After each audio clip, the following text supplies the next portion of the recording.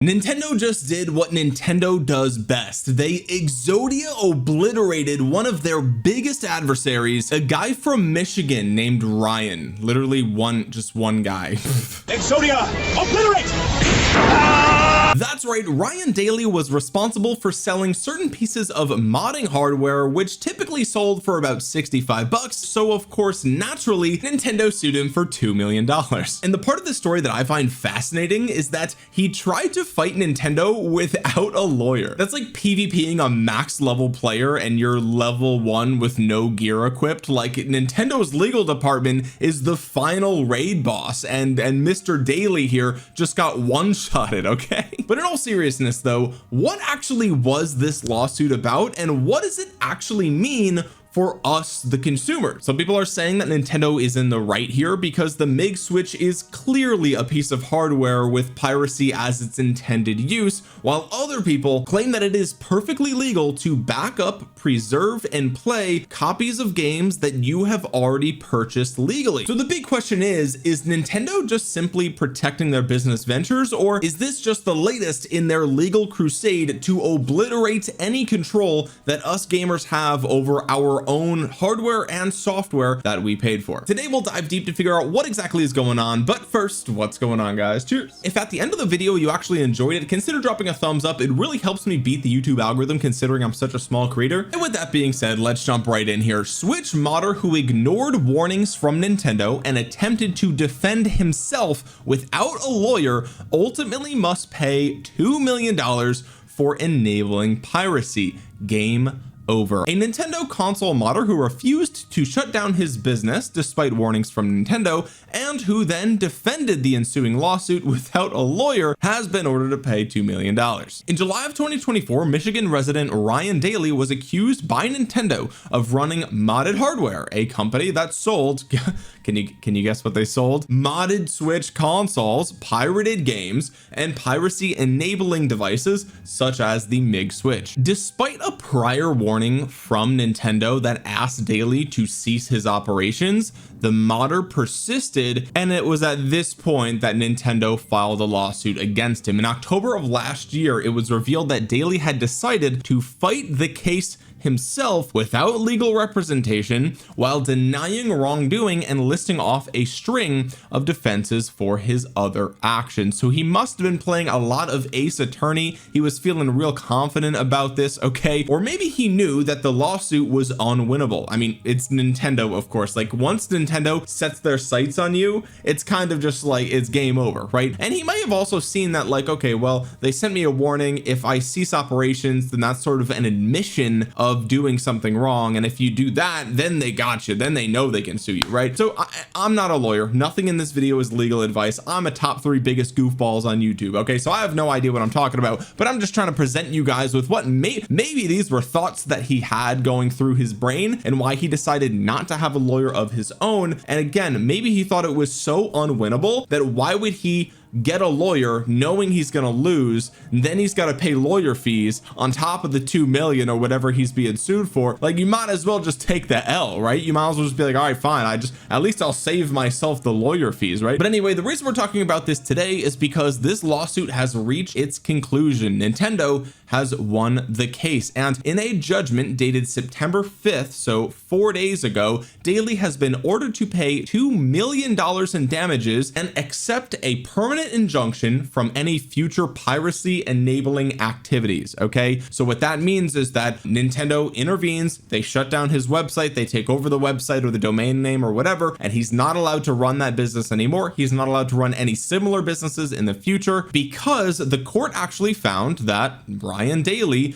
did in fact run the Modded Hardware company, and that company did sell piracy enabling devices, hacked consoles, and mod chips that caused Nintendo of America, quote, significant and irreparable harm, and which allowed for pirate copies of Nintendo games to be created, distributed, and played on a, quote, massive scale. Now look, I don't know anyone who has a MIG switch. I know that they are, you know, if you're on the internet, it seems like these things are common. They seem like they're left, right, and center. Like everyone on the corner has got themselves a MIG switch. Their mom's got a MIG switch. You know what I'm saying? But personally, I don't know anybody who has one, and most people I know that have a switch don't even know what a MIG switch is. So to say that this was, you know, an issue on a massive scale, probably not, right? Like probably not. Like, yeah, thousands of people have them, but when you sell hundreds of millions of units of the switch, it's like, what is it, 1%, right? Like let's be real, not that many people had a MIG switch. So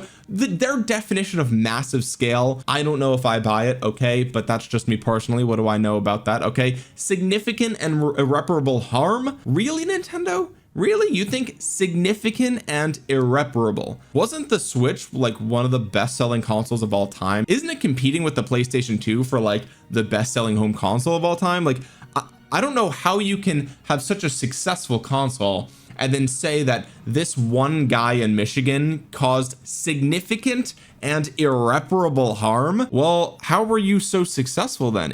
You both can't be true. I'm sorry, by definition, those are in fact mutually exclusive things. Your Switch 2 can't be one of the best performing and selling and profitable consoles of all time and simultaneously be the subject of significant and irreparable harm. I think if we're being honest, you probably should have chose better language. Okay, but anyway, these are all my opinions. None of this is you know, whatever. Anyway, so basically Nintendo won. Okay, Nintendo won. You knew this was gonna happen. I knew this was gonna happen, and this is nothing new, right? I mean, back in the day, I think it was last year or the year before, Nintendo sued a guy by the name of Gary Bowser. Gary Bowser, one of the employees of a company that sold anti-piracy devices, who served jail time and was also ordered to pay 14.5 million, and he's still paying that off. He'll be paying off that debt for the rest of his life. So compared to Gary Bowser, who's paying 14.5 million, or is, you know, on the hook for 14.5, whether he'll pay that off entirely or not, highly unlikely, almost impossible, Mr. Ryan Daly over here got away with 2 million in damages. All right, now listen, how much did Ryan make off this? Who knows, right? But he would have had to sell like 70,000 MIG switches to pay that off, and I doubt that was the case. So now let's talk about whether or not Nintendo is in the right here, okay? Because as you can tell, I'm a little bit on the fence here, but I have probably an unpopular take. Okay, I've got an unpopular take because, as you guys know, I am here to tell you the truth. I know I'm very humble, I'm very kind, I'm very honest, and sometimes I gotta just tell the truth here on the channel, even if it's not what the most popular opinion is. Even if you disagree with me, this is the truth. Okay, the truth is that Nintendo has every right to go after this dude, and of course the MIG switch, let's be honest, it's a piracy device. Now look, there's going to be the people in the comments, they're going to gaslight. They're going to say, I only used it to back up my own you know, games and play my own games. Yeah, okay, sure you did, buddy. Yeah, I know. But here's the thing, the MIG switch and the cart dumper were sold separately as far as I can tell. So by selling them separately, you kind of admit that it's at least partially a piracy device, right? Because if the MIG switch itself can't rip your own copy, hang on,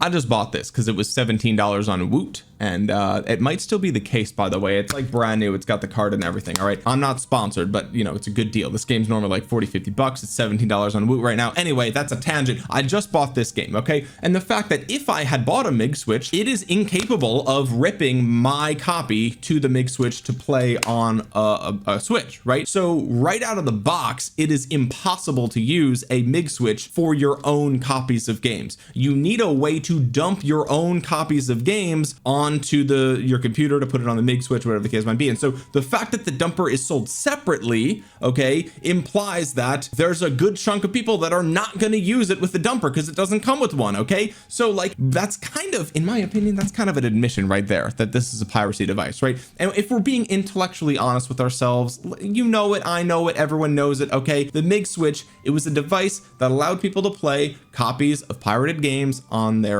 Switch. Okay, it's just, it is what it is. You guys remember back in like 2012, you would go into like a convenience store or a gas station and they would have a glass shelf filled with little glass pipes, smoking pipes, and bongs and all this other stuff. And back then, you know, marijuana was illegal, right? And so people would go in there and be like, well, what's all this for? And they'd say, oh, these are tobacco smoking products. You can smoke tobacco with them. It's like, oh yes, totally. Yes, definitely. That's definitely what we're using all of these glass pipes for. Yeah, to a wink, wink, nod, nod. Yeah, no, come on, man. 99% of people are using them for pot. Everyone knows it, okay? It's gaslighting. It's smoke and mirrors. And in the same way, most people who have a MIG switch are using it for piracy. There's like 1% of y'all who are using it to actually rip your games, put it on the MIG. Yeah, it's, let's just, can we be honest? Okay, don't gaslight me in the comment section below. I know,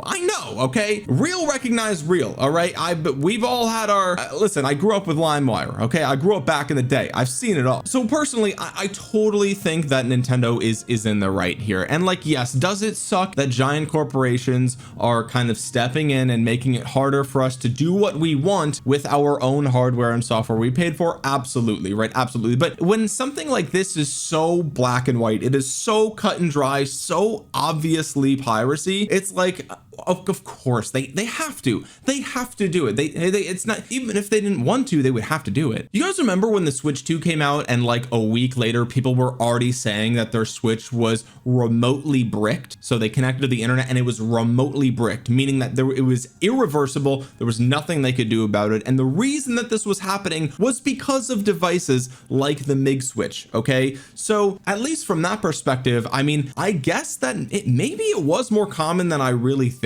I don't know, maybe it was actually a bigger problem. But the reason that Nintendo has to go the route of remotely bricking consoles that are violating the law is because of devices like this. Okay, and so if you are sitting there and saying, I hate the fact that Nintendo can remotely brick your console, first of all, me too, but second of all, if things like this didn't exist, they wouldn't have to go to that extreme. Do you understand? So from that perspective, it's like, if people didn't sell MIG switches, if they didn't exist, well, then we wouldn't have to have Nintendo being such a totalitarian, you know, like, we will always own your product even if you pay for it type of thing, right? And like, look, if we want to look at this in the least charitable way possible, you could say that Nintendo would be that way either way. And like, maybe that's the case. That's a hypothetical. I'm not sure, right? All we can speculate is how we feel, and everyone's already made up their mind on that. So I'm not here to convince you one way or the other, and you're not going to convince me one way or the other. Like, let's just not do the, you know, long novellas in the comment section. It's pointless. Okay, everyone's already made up their mind here. But my point is that, like, actually punishing the people that are breaking the rules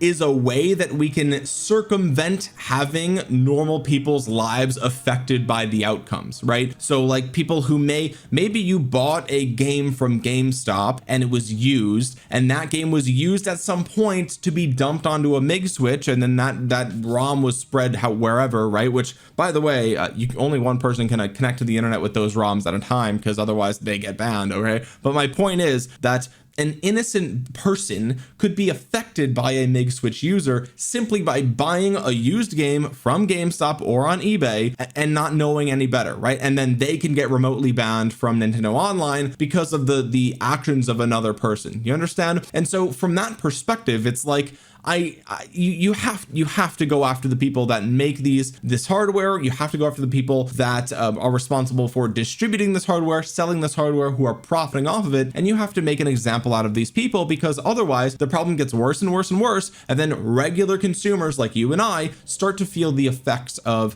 those bad actors, right? And you could say, well, okay, Omniarch, the companies, you know, Nintendo's worth hundreds of billions of dollars, like they can afford to take a couple of you know, they don't have to crack down on piracy that hard. And it's just like, no, actually, that's wrong. That's just literally wrong. Like, you can't, we already tried that with LimeWire, right? We already did the thing where we had the unregulated piracy, and the music industry obviously suffered hundreds of billions of dollars of losses. Now, they exaggerated it, I think, like, we can all be honest, right? These companies are always going to exaggerate it to make it look like it's so bad, it's so irreparable, right? Meanwhile, like, Sony and UMG are still like these mega corps that, like, they're fine, right? They're fine. Okay, but the point is, like, we've already seen in history, in my lifetime, we've seen instances of unregulated piracy, and we see that it does in fact affect the companies involved. And so you can't just say like, oh well, Nintendo has all of this money, they should just let people do piracy. It's just like, well, what? Why? No, that's not how that works. Eventually it does affect them. Eventually there's consequences, right? I know that this is all digital stuff and it's hard to grasp the reality of the situation, but like at some point it will inevitably catch up with Nintendo if they don't crack down on it. And so instances like this where it's so clearly black and white, like you might as well crack down on this, right? Like we have to be adults about this, right? And again, like if everything could be free, I would love that. I don't want to pay for video games. I want to be able to, you know, hack my hardware. I want to be able to do all that stuff. Like I get it, right? I obviously, do you think I want to pay for all those games back there? You can't even see the top shelf. There's a lot of games back here. I spent a lot of money. Do you think I like to spend money on games? No, obviously not, right? But like, someone's got to pay for something at some point in order for companies to make stuff. Like that's how this works, right? And so as much as I would love for, you know, the MIG switch to be this little underground thing that like only some people use and you could get away with it and it's really cool, and like we could say screw Nintendo and power against the big corporations, like I get it, right? I was an edgy teenager once too, but like in reality we can't let that happen. Like you gotta take into court, you gotta sue people, you gotta get this to stop, because again, otherwise the problem gets worse, and then eventually it affects you and I, the regular consumers, and I'd rather that not be the case. You know what I mean? So I just need you guys to understand that I'm not siding with Nintendo here. I'm just siding with common sense. We have to do this. This has to be the outcome. We can't function in a normal society where people could just steal whatever, whenever, forever. It's just not gonna work. That's kind of what's going on here. Kind of a crazy story, and it is unfortunate that a single man is now on the hook for $2 million, because realistically he's probably never going to pay it off unless he's been banking money this entire time and he's like, you know, pumped it all full of some highly outperforming stock in the market the last 10 years. I don't know, but like hopefully this guy's life isn't completely shattered because of this, but it might be, so who knows. But either way guys, that's going to do it for today's video. Let me know what you think about this in the comment section below, and keep it civil. Let's not be rude, let's not be annoying, okay? Like let's be real. Let me know what you think about this in the comment section below, and while you're down there, consider subscribing to the channel if you enjoyed the video. Drop a thumbs up down below, and with that being said guys, thank you so much for watching. This has been Omniarch. I'll talk to you guys again soon. Peace.